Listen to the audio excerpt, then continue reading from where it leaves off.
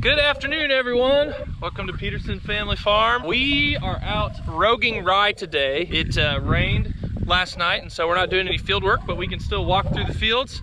And we've got 6 of us out here pulling rye out of the wheat field. Got some girl power going on. You guys ready to do this? Oh yeah. All right, let's rogue some rye.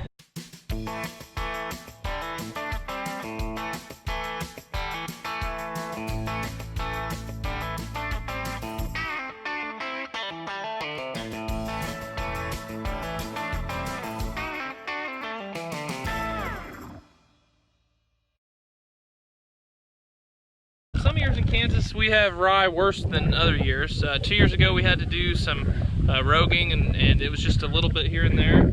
This year it seems to be everywhere, and we think that's probably because of the freeze damaging the wheat crop, and you know, weeds come up whenever your crop is damaged or thin. Basically what we do is we walk through the field and we look for the taller heads of rye and we pull those, and that keeps that from reseeding the next wheat crop. And you know, every time you let a weed go like rye, it gets more and more. We got to keep it from spreading, so we're gonna find all the weeds and pull them, and hopefully that'll prevent them from coming back next time. All right, I got my first culprit here. So this is what we're after, and you can kind of see how it sticks up above the wheat. That's how you know it doesn't belong.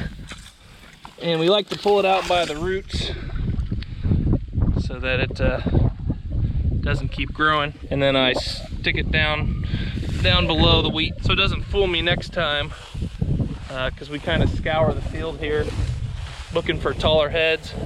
And if you pull one and you drop it back down and it lands on its feet and still sticks up above the crop, then sometimes you go back and try to pull it again and it's already loose. So. All right, so Brooke-Anna's over there, and then I'm here, and then we've got Kendall, Dad, and Mom, and Laura down the hill over there, and we're kind of taking swaths across the field, trying to cover the most area that we can.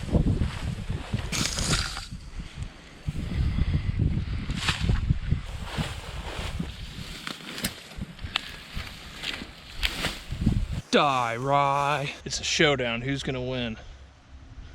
Fight for the ages. Oh, die!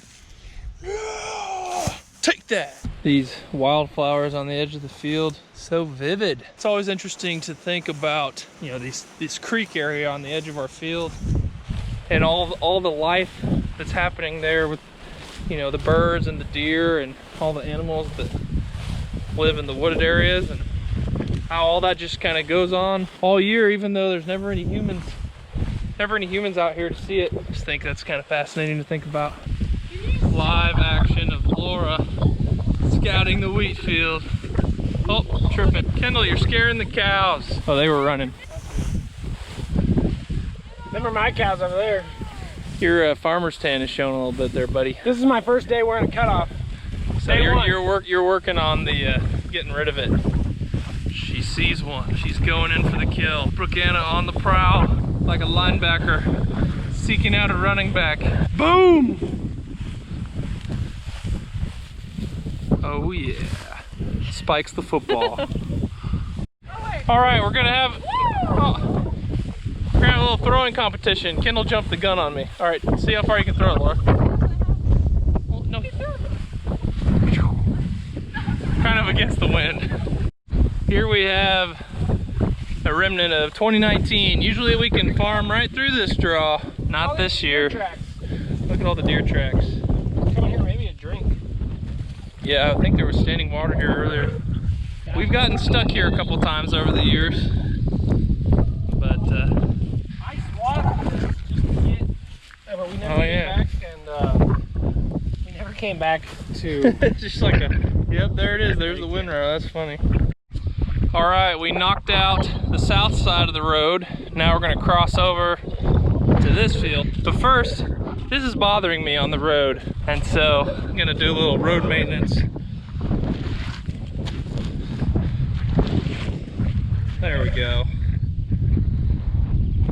In this field, we got a little cheat. That's what cheat looks like right there. Almost looks like oats. Just a quick note, did anyone grow up watching the Homestar Runner cartoons with the character called the Cheat? Pretty obscure, but maybe there's a few Homestar Runner fans on our channel. So this is our largest wheat field that we have, and it's 240 acres all put together. It was hit hardest by the freeze. If you follow us on Facebook, you may have seen a video I took earlier in the year talking about how, you know, we probably lost 20% of our yield to the freeze. Well, that was true on my field, but on this field, I'd say we're probably at about 50% loss due to the freeze. And it's leading to a lot of weeds, and it's just gonna be about half the yield that it could have been. This was second year wheat, which means that it has greater yield potential, but pretty much has greater failure potential because we plant it earlier. Basically, the longer you have in a no-till system, the longer you have it in wheat. If you have second year or third year wheat, you're more prone for weeds like rye. So that's pretty much what happened. It's pretty sad to see all the weeds coming through this field when it had such great potential. Sometimes we'll have second year wheat that can get up to, you know, 60, 70 bushels an acre. This is probably gonna be 30 or 40, so definitely disappointing, but you know, last year a bunch of farmers around where I live had their wheat crop entirely hailed out, 100% loss except for crop insurance. And so we could have had that. Hopefully this wheat will surpass what we think it'll yield, but I doubt it. Really weird, we do the absolute best we can to keep rye out of our fields. But this year really seems to have they just come up little bits here and there in almost every field. So in wheat, we can actually keep seed wheat from our farm that we grow ourselves. So we have two varieties this year, Zinda and Monument. Zinda was hit harder by the freeze that Greg was talking about, and Monument is what we plant all of our wheat after beans. So it's later. And it's later, and it wasn't hit as hard by the freeze or disease. Yeah, rust. And so K-State does a lot of work, and other universities too, but K-State does a lot of work breeding and selecting traits from certain strains, I guess. And so they've developed Monument.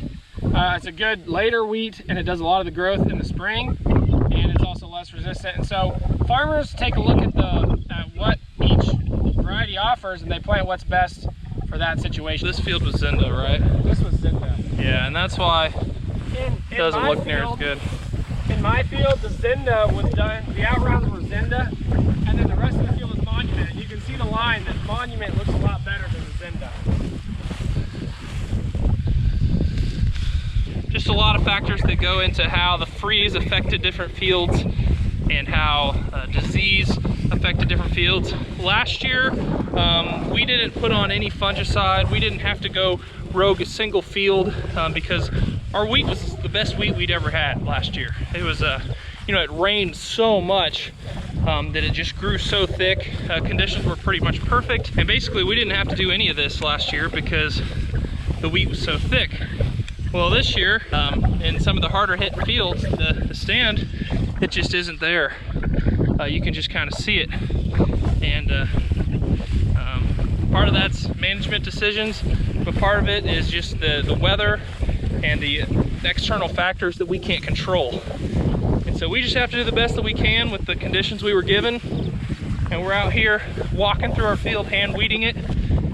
Sometimes that's the best thing you can do. Trying to cross this waterway, and it's just a marsh. It's been drier this summer, but or this spring, but I think a lot of this water is still from last year. We had 60 inches of rain last year compared to 30 we normally get annually. So we're still dealing with after effects from that. And I've been remembering that I planted this field a little too wet because it was just wet all year last year. And then after it was planted, it kind of quit raining. So we should have been more patient with it. It makes me feel a little seasick with the waves. The Kansas Ocean. Yeah. Kansas Ocean is making Mom seasick. I'm shorter, so I have to lift my legs up higher, so I really feel it in my hips. gonna need like a family group stretch after this. I hate you. Hate you too. Hate you too. Rye, oh rye, must you grow in my field. We have reached the end of the field. That was a lot. Well, we did it. What's your, how's your legs feeling? Oh, I need to do some stretches. At least you can still move your legs. You don't see those very much. Yeah, Dad and I, we both got our Nike. tennis shoes on. You don't see Dad in tennis shoes very often. I'm glad I didn't have my The less weight on your feet you can have, the better. Looks like Kendall laid down over there. How you doing, Kendall? You got your tennis shoes on too. These are the best decision of the day right here. That's what I'm saying. Rocking the Nikes. Nathan and Riley were camping, and then where's your wife? She's taking care of foster kitty. Also, she's Pregnant. pretty pregnant. Honestly, she wanted to go on a walk today, but she's taking care of the baby. Well, we missed Nathan and Riley, and we missed Kaylin, but the 6 of us got the job done, and I'm gonna sleep well tonight. Brookeanna, how many steps are you at? 9,400. Wow, I totally guessed 10,000. 9 flights of stairs. Kendall's at 12,000, but that's for the whole for day. this morning. She wasn't wearing her watch earlier. Back, and then when we make all the circles. All right, day 2, it's the next morning. We finished rogating a couple fields yesterday, and then we got this field. This field is pretty clean, except for 2 pretty big patches down by the creek. So we're gonna have to spend a while on those. You think something's funny? What? I have XL gloves. Oh, nice. Like Brookeanna's gloves compared. Ken's gloves are so I cute. just have tiny hands. And Laura's are manly. Even if I wanted to. nice. All right, this is what happens when rye starts to get out of control on you. It turns into huge patches like this. We didn't farm this field before. This is the first time we've planted wheat here, so but a lot of it is kind of due to this area. There's a lot of continuous wheat, and you know, the farmers that grow continuous wheat, there's nothing wrong with that, but it does lead to potential of rye being spread, and so that's why we kind of do our 5-crop rotation. But you know, every farmer, you know, chooses different things for how their operation works, but that's kind of part of why we do the rotation, is to avoid rye patches like this. We have a couple this year, so we're gonna have to pull them all out down to the last little bit of this big patch. Also, we had 2 new faces join us this morning. Sorry. Wow, to the face.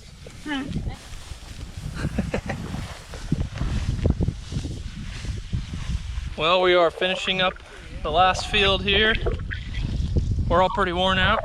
We've done what, 400 acres or maybe 350 acres in 24 hours. I think we're up to 20,000 steps on Brookeanna's Fitbit. So it's been quite the workout, but we also feel pretty accomplished. All the fields are clean that we've done. So hope you enjoyed watching us rogue rye. Remember to click like and subscribe and leave us a comment.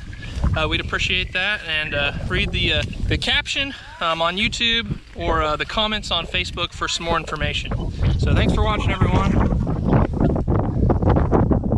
The Kansas Ocean.